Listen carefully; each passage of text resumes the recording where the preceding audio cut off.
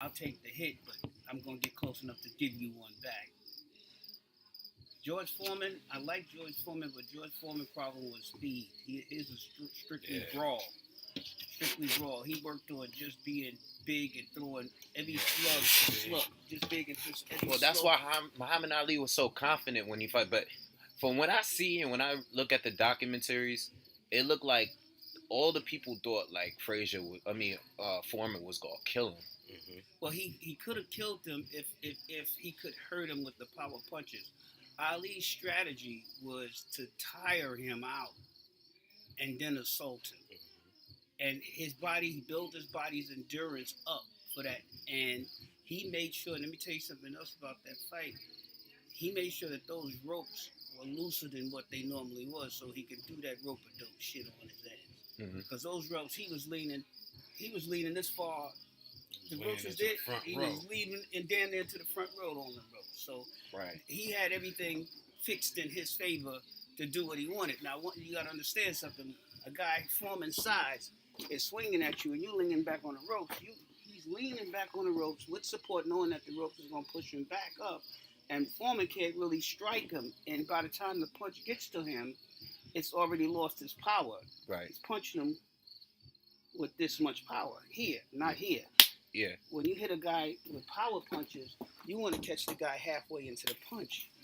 You don't want to punch the guy in the fist meet you here. You want to catch him while the force is coming. Yeah, full force. So the rope-a-dope kept him further away. Yeah. So although he was taking hits, right, he wasn't taking power punches, and that's what saved him. He wasn't taking straight up like. And at the same time, he was gassing himself out, getting himself. That was the strategy. Yeah. But what I'm saying is, everybody saw Ali getting hit the whole fight, but he wasn't getting hit with the blows that Foreman could have gave him. Now, if that rope-a-dope wasn't moving, and he had to stand there and take that recoil of those punches, he wouldn't have been able to take those from Foreman. Right. Of course. And the problem was, when Foreman came back and he studied it, he realized his mistakes. He realized that he was beaten here. Mentally, yeah, right. He didn't realize that the guy had a strategy and he beat him there. And they complained afterwards about the ropes, but the fight was over. But when you go back and study the fight, you see that, oh man, he got him, just like Mike Tyson. Mike Tyson didn't even fight Buster Douglas in that fight. And the one time he actually hit him to hurt him, he knocked him out. He only swung one power blow at the guy, hit him and knocked him out. He felt sorry that the guy's mother died, and Robert Gibbons had gotten in his ear through Don King to lose the fight because of more money into a rematch. And all of this stuff is on his mind, and he gave that boy that fight. Didn't realize that he was never going to get that title back 2 years later, because once he lost that title, they did everything in their power to block him. I think Tyson. How many fights had he had after I think he had one more fight before he went to jail, right? I think it was like one. Yeah, I don't know. The key was they set him up because in his contract, if he lost, he should have been guaranteed a rematch like these other fights with championships. They're guaranteed a rematch. They get knocked out, they want a rematch. They don't want you to go off and running off and fighting everybody else and come back and see me 10 years. That's how it is today now. It's changed. But hold on, but that's what happened to Mike Tyson. Right. That's what happened to Mike Tyson. Roy Jones, it could have happened to him. It couldn't happen to him. When he lost that fight to a technical disqualification. Oh yeah, what's his name? Montel Jordan. Wait, Montel Griffin. I said Montel Jordan. The singer. And that was the biggest blemish on Roy Jones' I think I was career. watching that fight with you. I might have been watching that fight with you. It was the biggest blemish on his career because Roy Jones got into the mode of giving the crowd a show. When he could have beat that boy hands down, he didn't do that. He wanted to give him a show, and he lost that fight by giving him that show, and that put a blemish on his record because he shouldn't have never lost to that cat. And then the second time he came in there, he said, "Man, I could have killed this boy, man. Y'all made he destroyed him that second fight. I could have killed him the first time. I was trying to give everybody a show, and he learned his lesson from it. You can't go out there playing games with people, and you in the ring with these guys that's thirsty. You got to go out there and you got to fight. And if Mayweather don't cut his bullshit out, that's going to happen to him because he wants to go out there and give a good show. You can't do that. You got to go out there and be an eye tight and knock his motherfuckers out. Fuck that show shit. Don't carry a guy. beat his ass and get out the ring. If people don't like it, they don't like it. But you came here to see a fight, not a show. You want to see a show? Watch the undercard. Yeah. Watch the undercard. I don't think he was trying to give a show to Maidana, though. I think Maidana was just really pressuring him, and Maidana throws a lot of punches. Let me tell you something.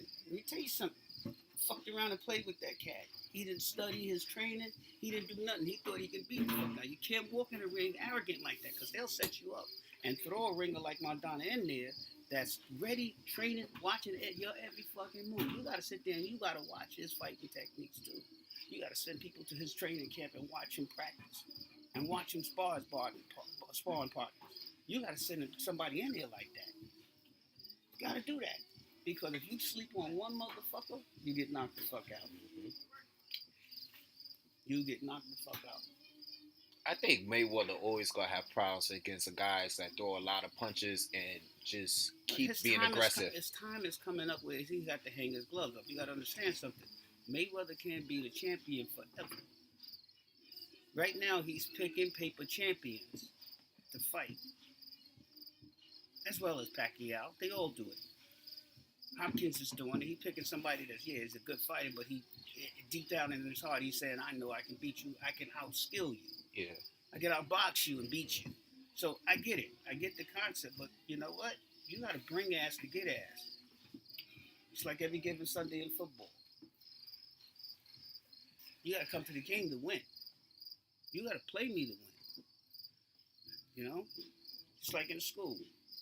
If you fought the biggest bully in the fucking school back, guess what? He won't fuck with you so much because he knows he still got to fight you.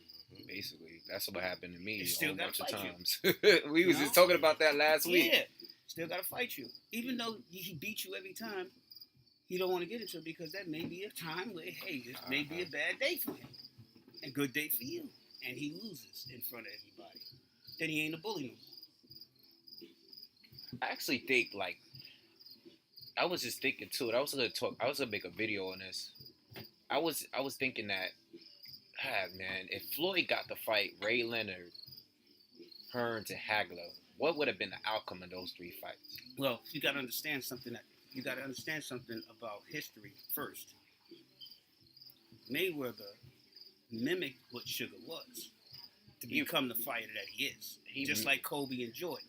So when you try to say what if they played together each other now, well, he made himself. Whereas I want to be one of the boxers that can be fast and effective and not get hit. You gotta understand something. Mayweather's not used to getting hit. Yeah. Like what's his name, Pretty Boy, that lost a couple of times, beating him. His fighting strategy is beat a motherfucker the first 6 rounds and then dance around the other 6 rounds into the bell ring. De La Hoya. Pretty That's boy, what he did against Tito. And he lost. They fixed him because he stopped being aggressive. He was aggressive 1 through 6, and then, all right, I got this fight in the bag. All I did was dance around and jab here. Yeah, that was the worst because he clearly had Tito in that fight. I still think De La Hoya won. Out of all the rounds, I think he still won. I think it was more than 6 rounds. I think it was like maybe the last 3 or 4 rounds. I think he should have lost because Tito wasn't hurt, number one. And he was the aggressor for the next 6 rounds. He was chasing the man around the ring to fight. Now, here's the problem. De La Hoya was a better skilled boxer than him. He could have very well boxed him the whole 12 rounds and destroyed him every round by outboxing him. He didn't do that. And I was never a fan of Tito. And still not. I don't think he was as great as everybody said he was. He got dropped a lot, too, Tito. Then when he went up to middleweight, it was pretty much a wrap. I didn't think he was a great fighter. Because you see that Bernard Hopkins easily beat him and De La Hoya. Not only did he beat him, he beat the shit out of him, and it wasn't even a contest. The only problem with Hopkins, and Hopkins is lucky to be where he's at right now, is he disrespected his nationality publicly. And he shouldn't have took that flag, that Puerto Rican flag. I remember everything. A historian took the fucking flag and threw it down. Mm-hmm. You know, disrespecting Puerto Rico. That's like Ruben. Broner did that shit. He said, "Yeah, I got his belt and his girl." Well, he did with Paulie Malignaggi, right? Well, God just He did said, that. I took his belt and his girl. One guy did this in the UFC not too long ago. He got in there and talking about America. He was American. And disrespected the guy. I forgot where the guy was from. I mean, totally just disrespected. Guy got knocked out. The guy fucking was so mad he knocked the American out in the first fucking round. Then pulled out a zipper. Here you go. And the guy was all hugging him after that. Oh man, you're a great fighter, man. I was just saying that, man. You're great. I'm trying to think of who you talking about. Damn. First round, this kid came in with that American flag. Oh, America. There's nowhere in the world I'm gonna let him beat me in this country. He can go back to this country. No, talking shit like that. He go back to this fucking country. I mean, he was talking shit like this. Knocked out in the first round. You know another thing too, the whole thing with Hagler when he lost to Sugar. Who you think won? Do you remember? Did you see that fight? Yeah. Who you think won that fight? Do you remember? Like Sugar Ray when Sugar Ray Leonard and Hagler, the first fight that that was the fight Sugar Ray had not had fought for a long time, and he came back and fought Hagler that one time. Hagler won that. And that was Hagler's last fight. Hagler won that fight. Hmm? What?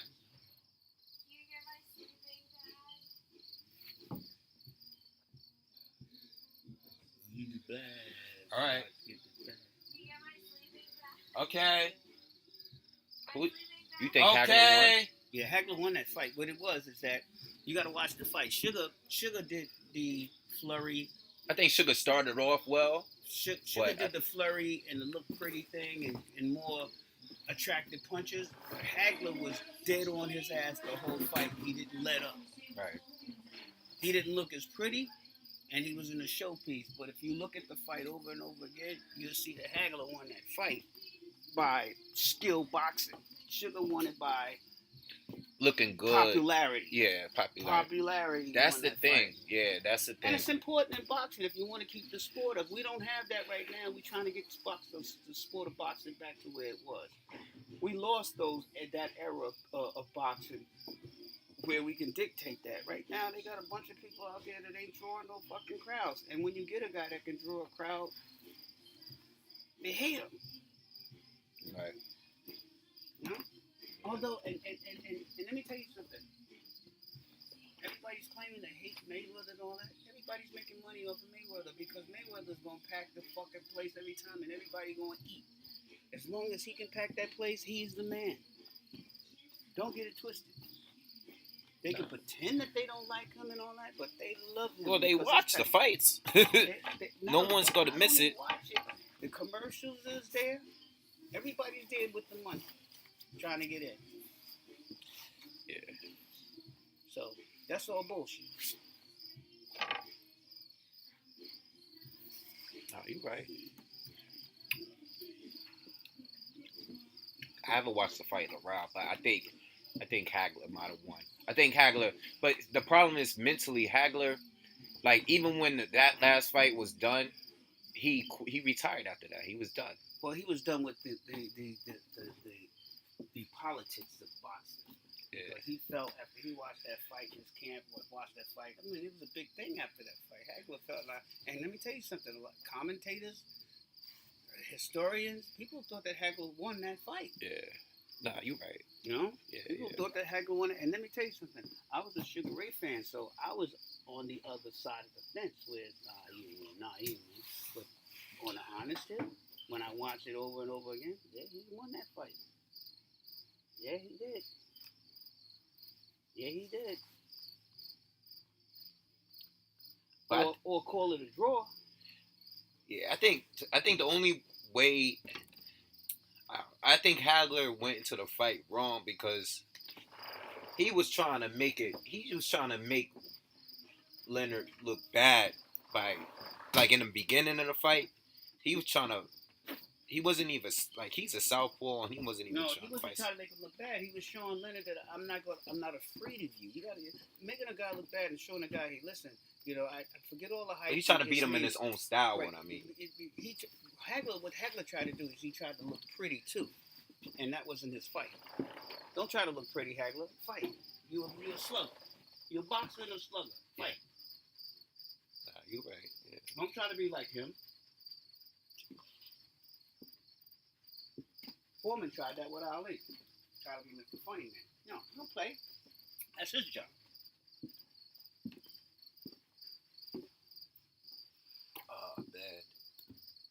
I remember the night Tyson lost to Holyfield, man. You had that. Remember that fight party? I lost a lot of money on that fight. I was crying upstairs. I went upstairs and started crying. I lost $5,000 on that fight. I ain't say nothing to you. I lost $5,000 that night.